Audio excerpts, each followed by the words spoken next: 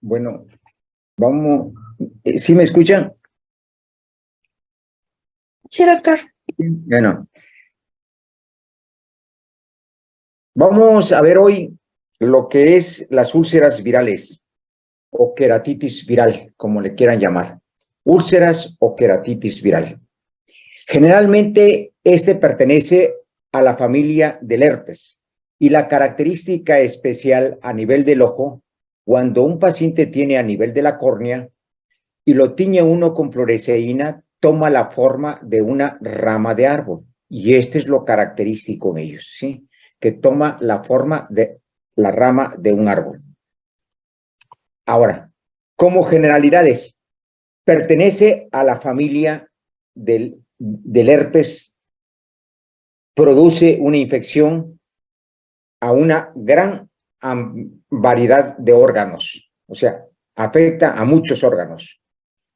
A nivel del ojo, afecta el herpes tipo 1. Acuérdense que hay una clasificación, que el tipo 1 afecta del ojo, del ombligo hacia arriba, y el 2, del ombligo hacia abajo. Es la tercera causa de infección de ceguera legal a nivel mundial. La tercera indicación para trasplante corneal en los hospitales de concentración. Entonces, que quede claro, pertenece al virus de la familia herpes y el que nos ataca a nivel del ojo es el tipo 1. Produce una infección amplia a una gran variedad de órganos, ¿sí? Tercera causa de infección de ceguera legal a nivel mundial. Ahora, la patogenia. La adquisición es desde menores de 5 años hasta personas mayores. El contacto personal es otra de las causas. La incubación de estos virus es de 2 a 20 días. Se le describe dos entidades. Uno sería la primoinfección y la otra sería la forma recurrente. Y estos virus generalmente se encuentran en los ganglios neuronales sensitivos. Ahí los vamos a encontrar, en los ganglios neuronales sensitivos. Y ahí viven toda la época, ¿no? Y hay ciertos factores que predisponen para que vuelva a salir y desaparecer de nuevo. Ahora, la recurrencia de esto sería, hoy tengo un virus en el ojo y la recurrencia es que se me puede presentar de un 20 a 40% de los casos. Aumenta la concentración de este virus en las primeras 24 o 48 horas. 5 días después ya no se detecta el virus, aunque tú quieras encontrarlo a través de estudios de laboratorio, ¿no? Y la reactivación de esto generalmente es por diversos estímulos que ahorita lo vamos a hablar. Y aquí sería en el ganglio sensitivo. Ahora tenemos, ¿cuáles serían los factores predisponentes? Uno, el estado general, la salud general del paciente. Dos, aquellos pacientes que se exponen a los rayos solares. En aquellas mujeres que están menstruando. En el estrés, la fiebre, aquellos que tienen fiebre de 38, 39, 40, ¿no? La desnutrición, ese es otro factor. Los traumatismos leves en el ojo. La administración de corticosteroides y de agentes inmunosupresores. Entonces, ¿cuáles son los factores predisponentes? La exposición al sol, la salud general del paciente, que es deficiente, el estrés, la fiebre, la desnutrición, los traumatismos, por leves que sean, la administración de corticosteroides y agentes inmunosupresores. Y entonces, ¿cómo la voy a clasificar? En una queratitis epitelial, cuando afecta al epitelio, queratitis estromal, cuando afecta al estroma de la córnea, y endotelitis cuando afecta al endotelio. Acuérdense de las capas de la córnea. En la queratitis epitelial hay dos, una que sería dendrítica, que tiene la forma de rama de árbol, y la otra sería la úlcera geográfica, que tiene la forma de un mapa. A eso se debe.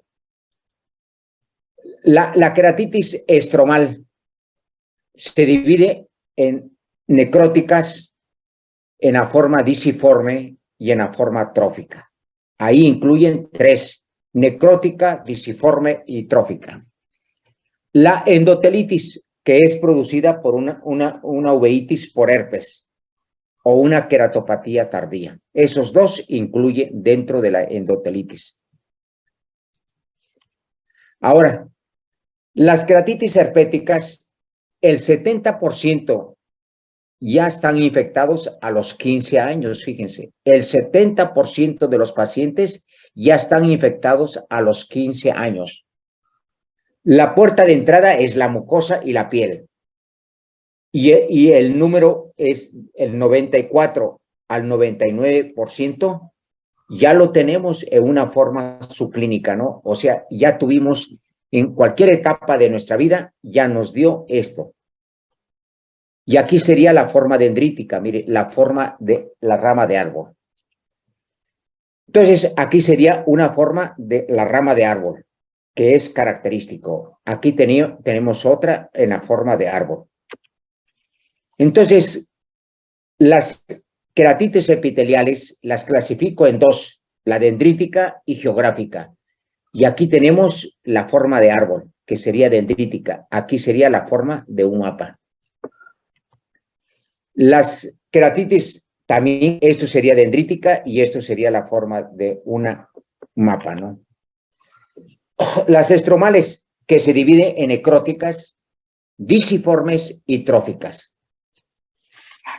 Generalmente una necrótica se refiere a la lisis de los tejidos. Y aquí le pusimos fluoresceína y vemos la presencia de una úlcera que se está destruyendo por sí misma, ¿no? Disiforme, porque tiene la forma de un disco. Atrófica, que sería esta, que se refiere a lo relativo a la nutrición de los tejidos. A la nutrición de los tejidos. A eso se refiere. Las endoteliales tenemos dos: la uveitis herpética y la queratopatía tardía. Y entre ellas aquí tenemos una pupila, una córnea que tiene edema sobre todo, se ve blanquecina. Vemos que el humor acuoso está turbio. Veo precipitados queráticos y a eso ya hablo de que se trata de una uveitis. Puede ser de origen viral y por eso le llamo uveitis herpética. Y aquí le hacemos un corte y vemos el humor acuoso que está turbio. Aquí vemos una endotelitis en el endotelio, mire, todo esto se ve opaco. Aquí vemos una pupila que está sinequiada, que habla de una uveitis. Veo los precipitados queráticos, que me habla de una uveitis. Ahora, las queratopatías tardías, que también se le llama queratopatía edematosa, así también se le conoce. Y consiste en que hay alteración corneal y que esa alteración corneal es producida por la entrada del fluido en la córnea, debido a una alteración en la capa del endotelio. Y entonces tiende a formar bulas o vejigas. Y no se quita, y no se quita. Ahora, vamos a hablar del tratamiento médico de cada una de ellas. Si yo encuentro una queratitis epitelial que sea dendrítica o geográfica, yo le voy a dar ungüento de aciclovir cada 4 horas, ¿sí?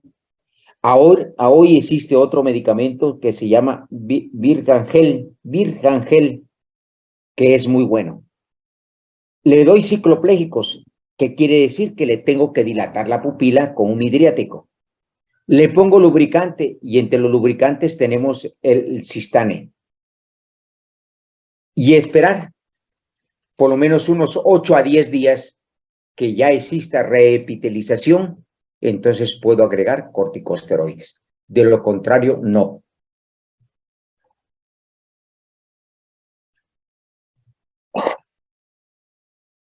Ahora tenemos el tratamiento de una estromal. ¿Qué voy a dar? Y las estromales se dividen en 3, en necróticas, disiformes y tróficas, ¿no? Aquí sí, ya el virus penetró en el estroma. Aquí sí le agrego corticoides. Le doy aciclovir tópico. y le doy un midriático o un cicloplégico, que es lo mismo. Le dilato la pupila. Pero en las epiteliales me detengo 8 a 10 días, pero inicio con tratamiento para antivirales, ¿no? En las endotelitis o por uveitis por herpes, ya estoy aquí que le voy a dar aciclovir sistémico, aciclovir en ungüento, le pongo esteroides y le doy un cicloplégico para dilatar. Y aquí tenemos, entre los esteroides, tenemos la prednisolona, que es la más frecuente, ¿no? Le doy al aciclovir en ungüento y en pastillas. En cualquiera de esas le doy. Que se los ponga nada más, ¿no? Ahora, en una queratopatía tardía, o también llamada queratopatía edematosa, que va a consistir en alteración corneal producida por la entrada del fluido en la córnea, ¿no? Y que eso me va a formar bulas. Y el tratamiento de estos pacientes se puede manejar en dos formas. Uno, que yo le dé tratamiento médico con un adhesivo como es el cianocrilato. O bien que le haga yo un trasplante de córnea, como está aquí, que le quito la córnea enferma y le pongo otra. Yo le pregunto a Hernández Casas Alejandro, ¿está o no está? Núñez Carla Denise. Sí, doctor. Vale. Sí, bueno. ¿Qué sería esto? Tratamiento médico con adhesivo cianocrilato. ¿Qué es eso? ¿Qué es eso para ustedes? ¿No serían suturas? No, no es, mija. Montserrat, gracias, mija. Ok, sí. Montserrat, ¿vino o no vino?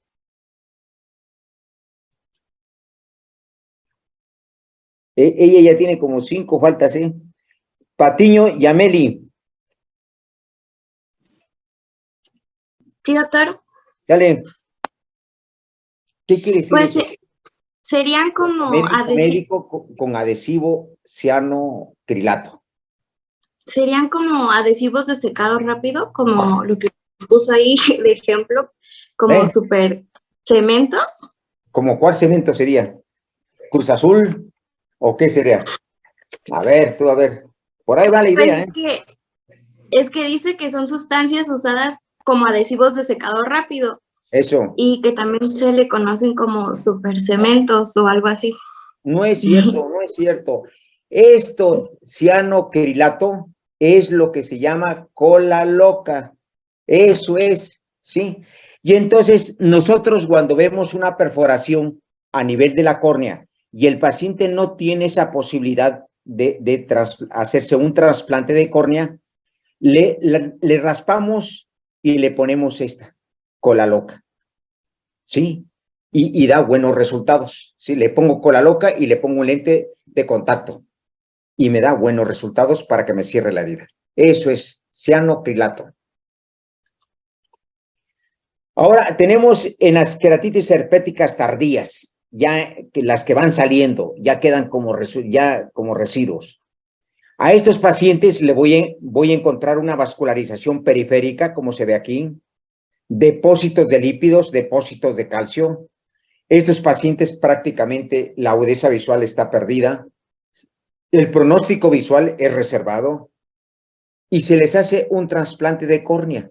Y esto lo hacemos cuando estamos en periodo de adiestramiento, cuando estamos en la residencia, en aquellos ojos que no sirven y no sirve el trasplante, nos ponen a hacer esto. Pero legalmente no debe ser eso, porque la anatomía del ojo es que la córnea no debe tener vasos. Si tiene vasos, lo rechaza. Y al final de este paciente, llegamos a sacar el ojo, ¿no? Por el rechazo de la córnea. Entonces, el laboratorio se hace una citología exfoliativa, tomas un poquito de raspado y lo mandas ahí. Y esto va a depender del tratamiento, ¿no? Entonces, la identificación clínica, que esto es más clínico que laboratorio.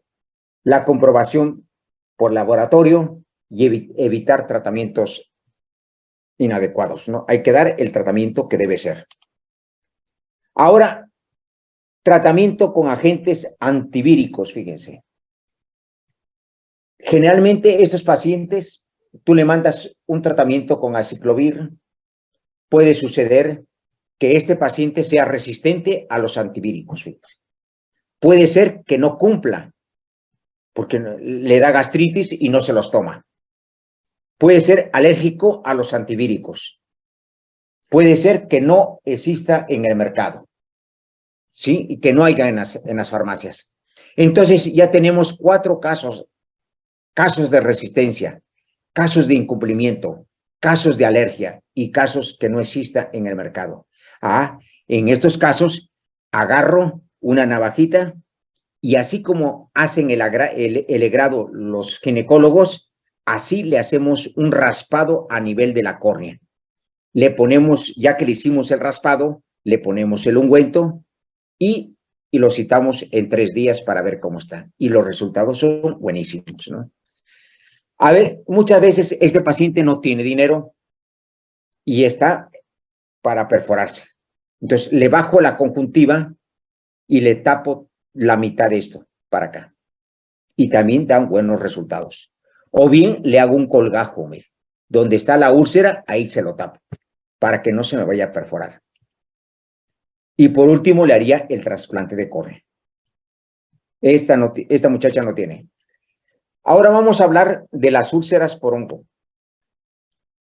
Y lo voy a definir como un proceso infeccioso de difícil diagnóstico y evolución tórpida. La frecuencia de estas queratitis ocupan el 35% de todas las que hemos hablado, ¿no? El incremento de estas se debe a que ya nosotros las conocemos mejor, ¿sí? 2, el abuso de medicamentos, como son antibióticos, esteroides, inmunosupresores, hacen que también aumente la estadística, ¿no? Y entonces, entre los factores de riesgo, tenemos climas húmedos y cálidos. Es una de las, ahí donde encontramos los hongos. En los agricultores o trabajadores del campo. En los traumatismos por cuerpo extraño vegetal. Y cuando tú te lesionas con un vegetal, ahí están los hongos. Y el hongo que más predomina en México es el fusario. En un trauma no penetrante. En pacientes inmunocomprometidos, que ahí abunda la cándida. El uso crónico de esteroides, la cándida. En pacientes que tienen ojo seco, por eso tiene uno que parpadear 12 a 15 veces por minuto. En queratitis neurotróficas, en los pacientes que tienen parálisis faciales.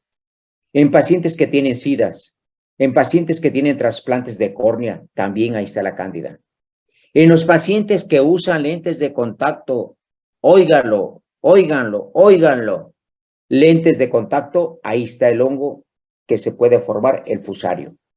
En pacientes diabéticos, en pacientes que se operan de cirugías refractivas porque ellos quieren ver mejor que cualquiera, ¿no?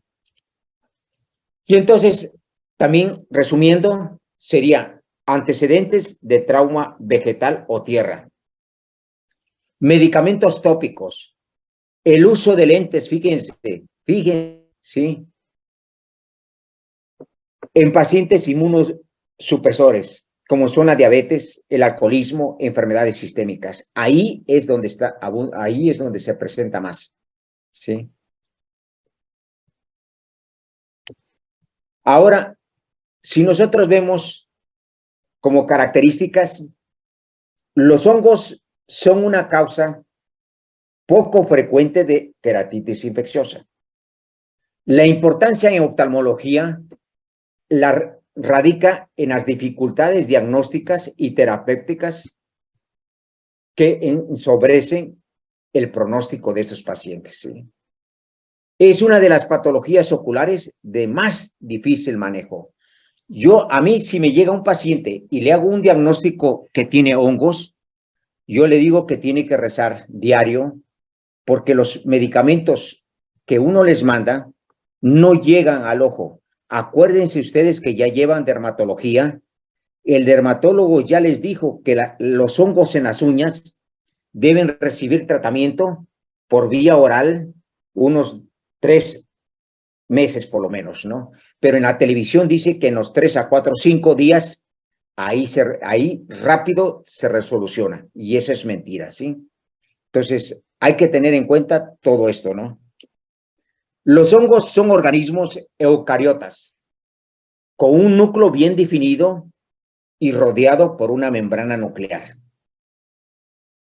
Su pared celular está compuesta por polímeros de glucosa y mannosas principalmente, ¿no? Ahora, no pueden penetrar en un epitelio íntegro, y aquellos pacientes que tienen lentes de contacto, al poner y quitar, lesionan el epitelio, y ahí está la entrada de estos hongos. Así, cuando si está el epitelio íntegro, ¿sí?, no pueden entrar. Pero si hay alguna abrasión, ahí se duplica. Ahí ya hay un defecto que tiene que penetrar y tiene que replicarse, ¿no? Entonces, una vez inoculado en la córnea, la replicación celular ocurre por gemación, con formación o no de pseudohifas en los casos de levaduras, y por formación de hifas en los casos de hongos filamentosos. Ustedes cuando vieron parasitología o microbiología, ahí vieron toda esa clasificación de hongos, ¿no? Y entonces, resumiendo, hay hongos filamentosos sectados y hay hongos filamentosos no sectados. Y entre los sectados tenemos como número 1 el fusario, el aspergilio, penicilio, curbulario, alternaria. Eso pertenece a los hongos que tienen filamentos. Los que no tienen filamentos, que no son filamentosos, no sectados, alternaria, curbularia y Cryptococcus. Y las levaduras, la cándida, ¿no?, y el Cryptococcus, que esos son la clasificación de los hongos, ¿no? En el Hospital de la Ceguera se hizo un estudio y se dice y se menciona que el hongo que predomina más en México sería el fusario. De ahí le sigue el penicilio, de ahí le sigue el cefalosporio, de ahí le sigue el aspergilio. Aquí serían los no identificados. Y el 2 corresponde a la cándida. Entonces, le voy a temer, cuando yo encuentro un paciente que tiene hongos, lo primero que pienso que puede ser un fusario o un penicilio o un cefalosporio. Y al último, el aspergilio. Ahora, frecuente en climas secos y cálidos y húmedos, para que se entienda. Hay una gran variedad estacional. En Florida es frecuente en noviembre a marzo, porque hace más frío y más viento. En la India es frecuente en septiembre a octubre, entonces varía. En México vemos que todo el año, mire, desde enero hasta diciembre. Y los meses más cargados de hongo sería desde enero. De ahí se va a junio, agosto, septiembre, octubre, noviembre y diciembre. O sea, lo tenemos todo el tiempo. Aquí ya se perdió la variedad estacional. Esta ya la vimos. Ya dijimos que hongos se encuentran viviendo normalmente en la flora de la conjuntiva, que es el aspergilio, penicilio y el clidosporidio, que ya lo dijimos al principio, ¿no? Ahora vamos a hablar de los hongos más frecuentes, ¿no? La cándida, el fusario y el aspergilio. Características para que yo pueda hacer un diagnóstico de estos pacientes que tienen hongos. 1, que voy a encontrar una lesión blanco-grisácea. Fíjense, una lesión blanco-grisácea, de apariencia seca, porque no tiene secreción. Los márgenes son indistintos, irregulares, con proyecciones digitiformes que ahorita se van a ver más claro, y que hay focos satélites, como están aquí, acá hay otro, mire, focos satélites. Entonces, y también tiene hipopión y tiene ojo rojo. Y esto se confunde uno con las úlceras bacterianas. Y aquí vemos un paciente que tiene una úlcera que está teñida con fluoresceína y es producida por un hongo, y aquí están las lesiones satélites. Mire. Aquí tenemos otra lesión. Haciéndole un corte a la lámpara de hendidura, vemos que se trata de una lesión blanco-grisácea, de aspecto seco, con bordes irregulares, ¿sí? Y que tiene filamentos, ¿no? Y que tiene lesiones satélites, como son estas.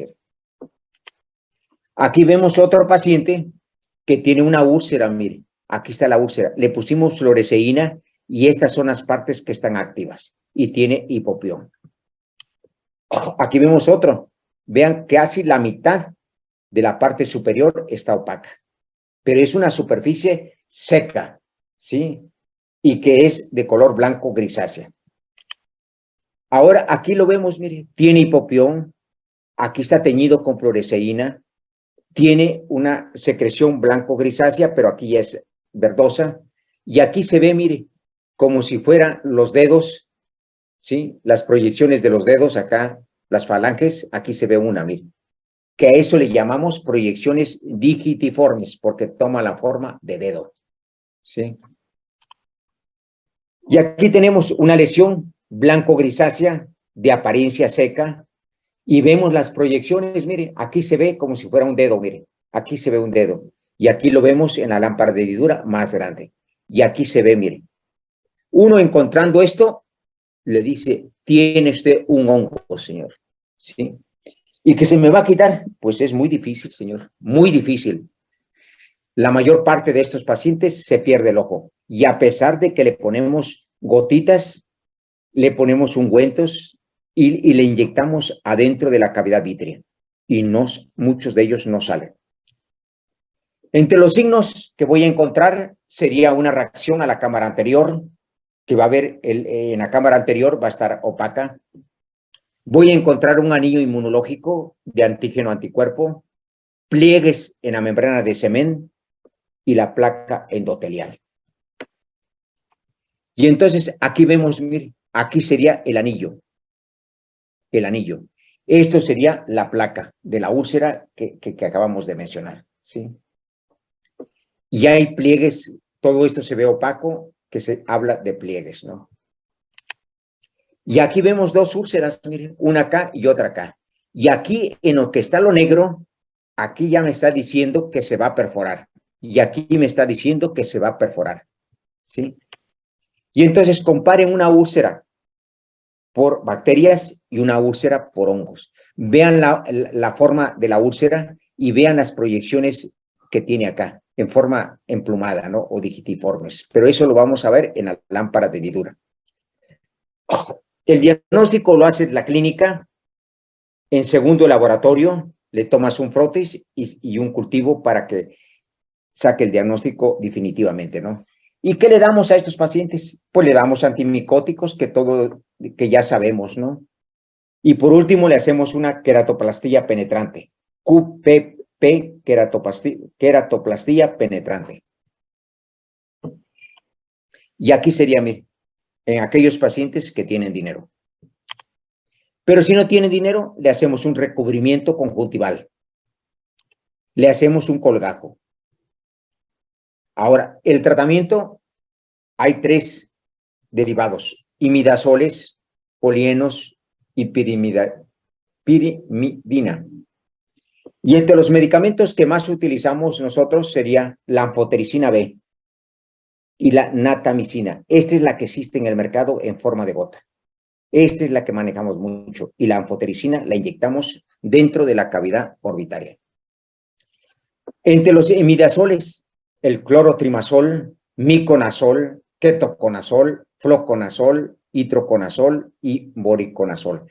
Anteriormente manejábamos mucho el ketoconazol y se decía que es un antimicótico de amplio espectro, y no es cierto. El que actúa más sería esto, actúa a varios hongos. Y aquí lo vemos, mire, el fluconazol actúa para cándida. Y lo teníamos como si fuera un antibiótico de amplio espectro, ¿no? Y el que administramos actualmente es el voriconazol, y actúa varios hongos, mire, ¿sí?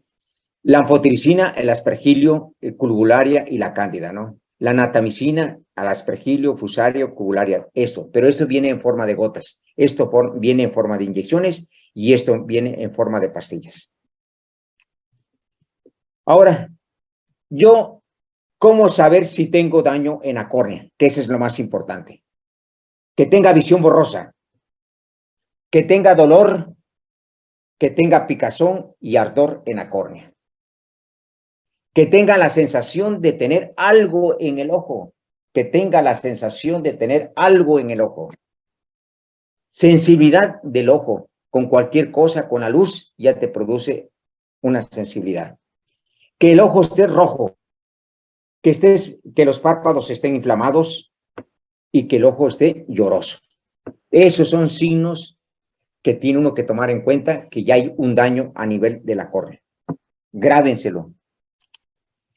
Como conclusión, ante una úlcera de evolución tórpida, que ya le metiste antibióticos, ya le metiste antivirales y no responde, pero el paciente tiene el antecedente de un trauma vegetal, hay que sospechar que se trata de una úlcera micótica. No hay que irse por otro lado. Y el éxito del tratamiento va a depender del diagnóstico y tratamiento oportuno que tú lo hagas. Y también depende del que el paciente llegue temprano al consultorio, ¿sí? Pero si llega a los 8, a los 15, a los 20 días, tú ya no le puedes ofrecer nada. Tamaño y profundidad y evolución de la lesión. Y la patogenia del hongo que tenga. La selección del antimicótico, pero que también exista en el mercado, porque todo eso hay que ver. Y al último, le haría una queratoplastía penetrante, ¿no? Eso sería. Ahora, ¿cuánto tarda en regenerarse la córnea? Si me va bien, ¿sí? La córnea se puede regenerar y cicatrizar por completo desde algunas semanas hasta 4 a 5 meses. Porque el paciente llega y te dice, ya, mañana ya estoy bien, ¿no? Y le tienes que leer la cartilla. Si nos va bien, esto dura 4 a 5 meses o hasta 6 si nos va bien. Y si no, se puede perder el ojo. Que lo lleve usted pendiente y lo pones ahí, ¿sí? En la receta. Las complicaciones de estos pacientes. Las úlceras te dejan cicatrices. Y esas cicatrices te van a afectar la agudeza visual y te van a producir ceguera. Y si esta úlcera se perfora, puede provocar una endoftalmitis por la entrada de gérmenes al ojo, lo cual te va a llevar a la pérdida del globo ocular. Y esto se puede ir hacia adentro, siguiendo el nervio óptico, y se va al cerebro y se puede uno morir, ¿no? Por una trombosis del seno cavernoso. Entonces, eso sería. Mañana nos vemos con otro tema. Gracias. Doctor, disculpe, Sí. Sí, mira. es que en la mañana que le recordar Ajá, sí, ¿cuál es tu nombre? Vázquez Rodríguez Jocelyn, del Ajá. Ya, mija, ya te apunté. Sí, gracias, mija. Ahorita lo busco. Sí, sí, mija.